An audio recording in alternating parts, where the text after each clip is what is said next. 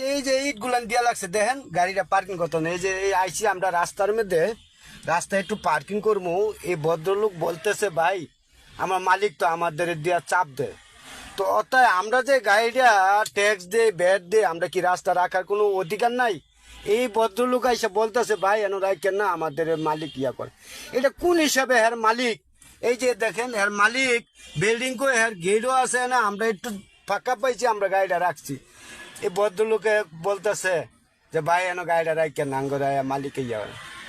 হ্যাঁ মালিকের বাপের জায়গায় রাখছি না রাস্তায় রাখছি, এটা আমার প্রশ্ন। জনগণ আপনারা কি বলেন? কি ভাই আপনি কিছু বলবেন? এন কথা হচ্ছে রাস্তাটা আমার বাপের না। এখন আপনি গাড়ি রাখবেন, দাদা আমার তো কথা শুনতে হবে ভাই। আপনি আমার কথা শুনে কোনো লাভ নেই।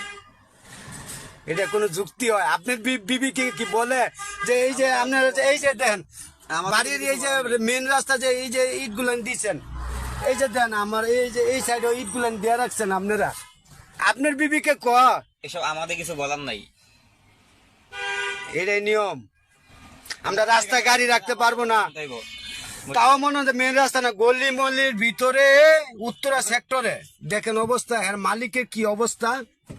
আমরা একটু গাড়ি রাখবো, ওই যে দেন হাউস নাম্বার আছে, আমরা একটু গাড়ি রাখবো, ইট দিয়া বাধা দেওয়া লাগছে, হ্যাঁ আশেপাশে ভিড়তে পারবেন না। কেমন কাপের আল্লাহ দিছে দুনিয়া।